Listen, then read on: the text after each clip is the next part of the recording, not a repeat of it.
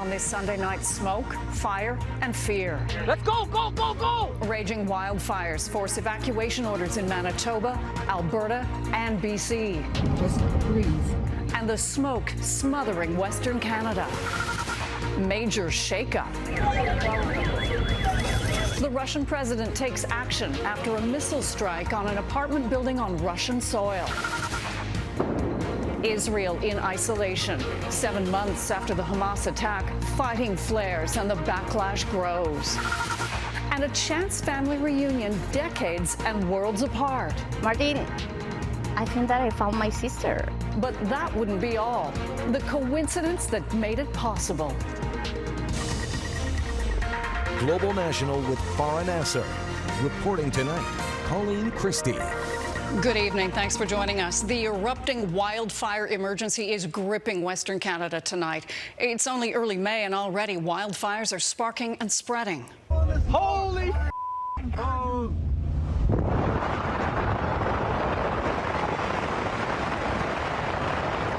In Manitoba, a fire north of Flin Flon exploded in size overnight. Towering flames forced 700 people in the community of Cranberry Portage to flee Saturday night.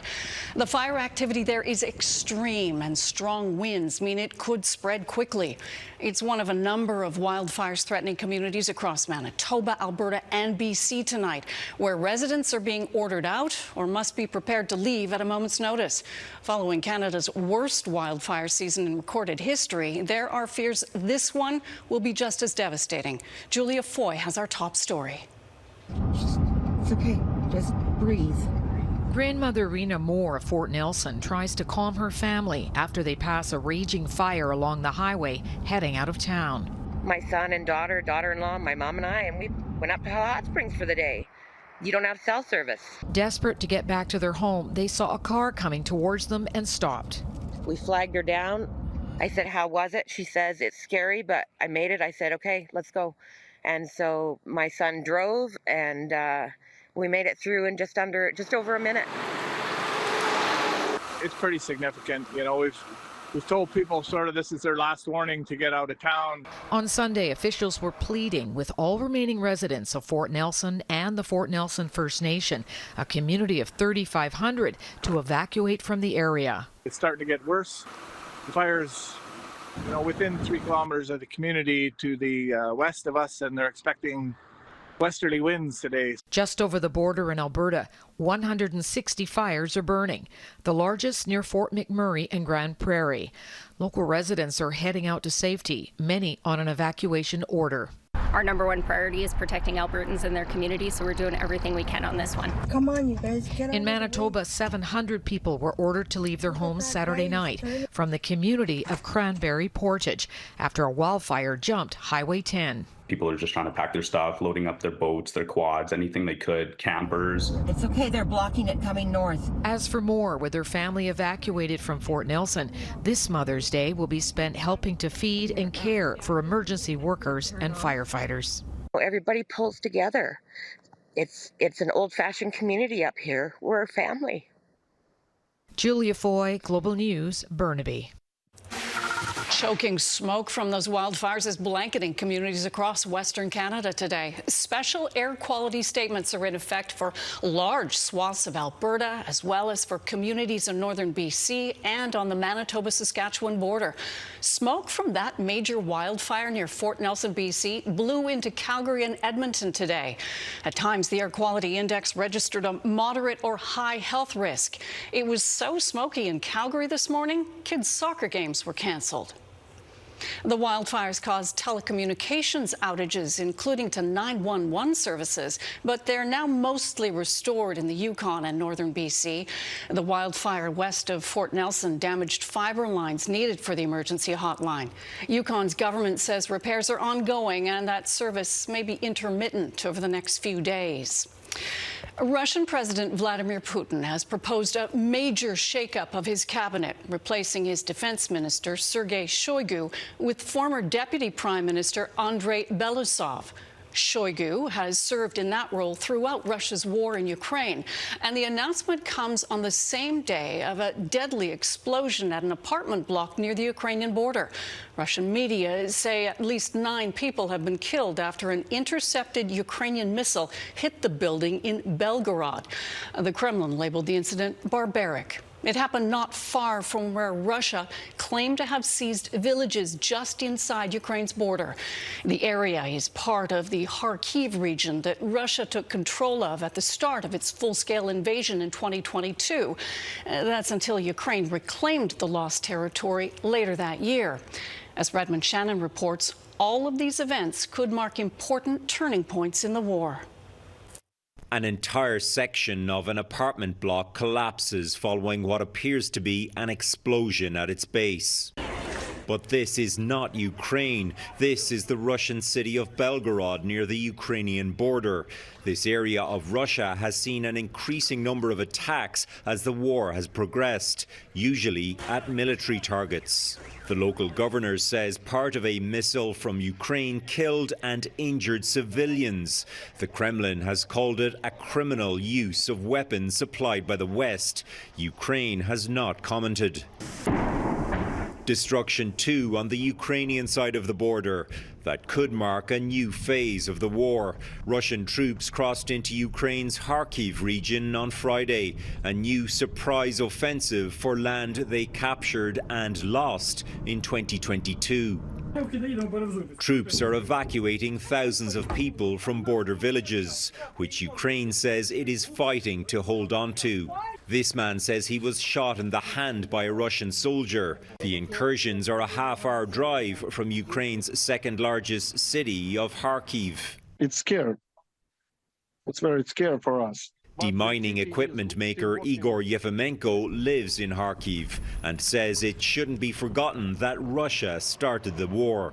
After they came here in Kharkiv, we revenge them. And when I see that in Belgorod bombing, I think that should be. Sunday's decision by Russian President Vladimir Putin to replace his defense minister comes after Sergei Shoigu spent 12 years in the job. Shoigu is being moved to a role as chair of Russia's Security Council. His replacement is former Deputy Prime Minister Andrei Belousov, not a military man, but an economist, perhaps a sign of how important funding is to the future of this conflict. Colleen? Thanks, Redmond.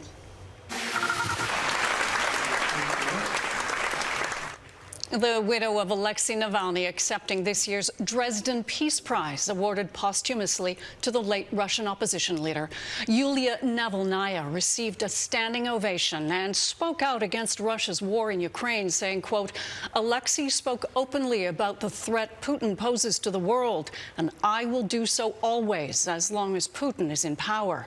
The award is for people who have rendered outstanding services to peace and international understanding. In February, Navalny died unexpectedly at a remote Russian Arctic penal colony.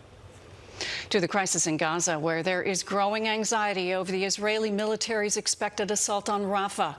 More than 1 million Palestinian refugees face uncertainty in the area. Despite Israeli orders to evacuate, there's almost nowhere safe for them to go, while a dangerous shortage in humanitarian aid sets in. As Mackenzie Gray reports, Israel remains steadfast in its plan despite risking growing international alienation. Months after the Israelis first took control of northern Gaza, fierce fighting has resumed, with both sides confirming extensive attacks, including in a refugee camp just outside of Gaza City, an area the UN has warned before the fighting broke out could soon be experiencing a full-blown famine. I'm deeply distressed by the fast deteriorating conditions in Gaza as Israeli forces intensify airstrikes on Jabalia and Beit Lahia in northern Gaza. Concerns over famine tied to lack of goods getting into Gaza. The Israeli Defense Force is attempting to quell those concerns, releasing a video of a newly opened border crossing from Israel. But that need has increased since the Israelis have taken over the Rafah crossing, cutting off aid and seemingly preparing for a large-scale military invasion of the only area of Gaza they don't control. Warning, you're in a dangerous combat area. The IDF is about to operate with great force. We've destroyed about 20 battalions of the Hamas's 24 terrorist battalions. We have another 4 to go there in Rafah, and that's why we want to go into Rafah. An invasion Israel's most important ally is against. We've said to Israel that we will not support an operation in Rafah, a major military operation, in the absence of a credible plan to protect civilians. A stance supported by Canada and other Western countries who've nearly all called for a ceasefire. We want to stop the fighting, get the hostages out, and remove the Hamas threat. While the politics plays out, people are on the run. 300,000 estimated to be pushed out of Rafah, many going to the beach, hoping to avoid further violence. When I came here, I found my tent worn out, this woman said. I stayed in it for 5 months in Rafah with other displaced people. Western countries aren't the only ones pushing back. Egypt is now threatening to rip up a 40-year peace treaty with Israel if Rafah is invaded. And they're also joining South Africa's genocide case against Israel at the International Court of Justice. Colleen? Mackenzie Gray in Ottawa. Mackenzie, thank you. More than 10 days into a pro-Palestinian encampment at the University of Toronto, there were more tense talks between student protesters and university officials. We will not stop, we will not rest. At a rally outside where the talks were being held, alumni stood in solidarity with protesters, threatening to tear up their degrees if the administration failed to listen to their demands, not unlike pro-Palestinian protests which have unfolded at several universities across North America over the last few weeks. In recent days, police aggressively dismantled encampments at the University of Calgary and the University of Alberta. But in Montreal today, another encampment was set up, this time at the University of Quebec. Global News has learned exclusive new details about the 4th suspect arrested yesterday in the murder of Hardy Nider. According to a source familiar with the case, 22-year-old Amandeep Singh was allegedly one of 2 gunmen who shot Nider outside a Sikh temple last June. Like his 3 co-accused, Singh arrived in Canada on a temporary visa and is suspected of having links to India's violent Bishnoi crime group. Canada's national security agencies have been investigating an emerging trend in which foreign intelligence services are suspected of contracting out killings to crime groups. And you can read Stuart Bell's exclusive story at globalnews.ca. Coming up, armed forces failure, why a proposed class action settlement on racism in the military falls short for some. And on this Mother's Day, a family reunion that took 40 years and one simple gift to happen. A proposed settlement has been reached in a class action lawsuit against the Canadian Armed Forces. It's to help right the wrongs committed against members who say they've suffered racial discrimination in the military. But as Heidi Petracek reports, some say it misses the mark. This is me sending off another response. Former Canadian Forces member Wallace Fowler has been speaking out against racism in the military for more than 2 decades. There's just been a lot of things that I've been fighting for with no justice. He's one of the lead plaintiffs in a class action filed in 2016 against the federal government. The statement of claim describes how the lives of many have been devastated after it says the Canadian Forces has failed to protect racial minorities and Aboriginal peoples from racism within the ranks. Now there's a proposed settlement on the table of $150 million. Fowler says it's not about the money. What he wants is the kind of change he's not convinced is happening. They get caught, and what happens is there's settlements, and these guys are still remain in position, right? That's the sad thing about it. It just seemed that more and more people were accepting that type of behavior. According to the lawsuit, plaintiff Jean-Pierre Robillard was called the N-word multiple times during his 17 years of service, including on deployment in the aftermath of the 2010 earthquake in Haiti. Despite that, he says he does respect the military as a whole, but individuals who committed acts of racism, he says, have never been properly held accountable. Because on my end, it seems that the perpetrators are still in the services right now, misrepresenting Canada and their values. This proposed settlement is all they have. It means the federal government doesn't admit liability. An approval hearing is scheduled for July. The Minister of National Defence wouldn't comment on the proposed settlement because it hasn't been finalized. Canada's military has been working on anti-racism initiatives as it undergoes a major culture overhaul, which it has described as a top priority. Heidi Petracek, Global News, Halifax. Just ahead, a quarter century later, Kosovo war refugees reunite and remember.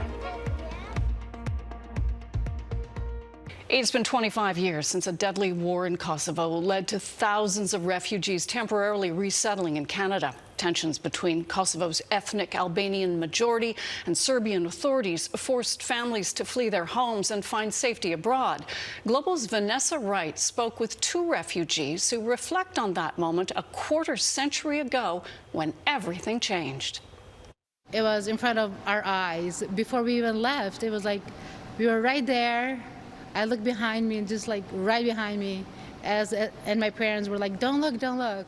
It's how Arta Reksabi remembers watching her home in Kosovo burn down at just 13 years old. I remember saying to myself, one day I am going to tell the world my story. Reksabi was just one of thousands to flee their homes in the spring of 1999. Their province, a former Federal Republic of Yugoslavia, was at the height of a brutal civil war between the Albanian majority and Serbian officials. The Canadian government airlifted an initial 5,000 refugees to shelter at military bases in Nova Scotia, New Brunswick, and Ontario through Operation Parasol. It brought Reksabi, her parents, and 3 of her 5 siblings to Halifax, a place they would settle and call home. Little did I know that Canadians would build us back up piece by piece, and starting from our confidence into inspiring us to rewrite our stories. An exhibit held in Halifax on Saturday acknowledged Kosovo refugees. It was Shokheti Tahiri Suleimani's first time guest speaking at an event in Canada. She fled Kosovo in her 20s, settling in Alberta not only as a refugee, but she says as a survivor of sexual assault by Serbian forces. I went back and it was really hard to think about it, but in the same time, I was really happy, and I am happy I'm here. Both Reksabi and Suleimani say reflecting on the past, including the trauma, has sparked healing, but say ongoing tensions between the countries show a long road ahead. Kosovo came very far in 25 years, but for us survivors, it's still stigma there. Peaceful resolutions need to come starting from acknowledging the past, acknowledging the war crimes and the atrocities that took place. They hope Canada will be a part of sparking change as they did 25 years ago. Vanessa Wright, Global News, Halifax. Next, how an unexpected gift has reunited a family separated by 40 years and 3 different countries. It's Mother's Day, and as Canadians honor our mums today, one family is celebrating a reunion 4 decades in the making, one that spans 3 different countries. As Gloria Enriquez tells us, it all began with an unexpected gift. Martin Moya gave his wife Diana Angarita a birthday gift that would unknowingly change their lives forever. When something is for you, you know? Because my husband wanted to give me that present. Martin gave Diana a DNA test kit from a company called MyHeritage. Diana doesn't know her father. Her mom, Carmen, is an orphan. The present was meant to find more about her origins. When she got the test results in March, my husband was beside me, and I told him, Martin, I think that I found my sister. Diana grew up knowing her mom, Carmen, had given up her firstborn daughter for adoption. She had no means to care for the baby. I was so distraught when I left her, I was almost run over by a bus. I hadn't had food all day, nor a place to live, she said. Since that day, Carmen simultaneously carried a heavy weight in her soul and the unwavering belief that a miracle would take place. She always telling me, we are going to find Xiomara one day. But for me, it was like, yes, mommy, it's impossible. Yeah. But yeah, she was right. It's not time to make a change. Just relax, Xiomara in the Netherlands had also taken the same DNA test with the same company, and she too wanted to reconnect. I hope to see you very, very soon, together with my son. The wish Carmen held for more than 4 decades is just one flight away from coming true. That she hugs me and I hug her, and we're happy together with my grandson, she said. The family is planning to meet in person this Christmas in Colombia, so Diana can show her sister her roots. It would be like the perfect Christmas, you know, like this is the real gift. Look at me, I am old, but I'm happy. The gift of family. Gloria Enriquez, Global News, Montreal. That is cool. And that is Global National for this Sunday night. I'm Colleen Christie. Tonight's Your Canada is Prescott Marina in Prescott, Ontario. Thanks for watching. Carolyn Jarvis will be at the anchor desk tomorrow. Have a great night.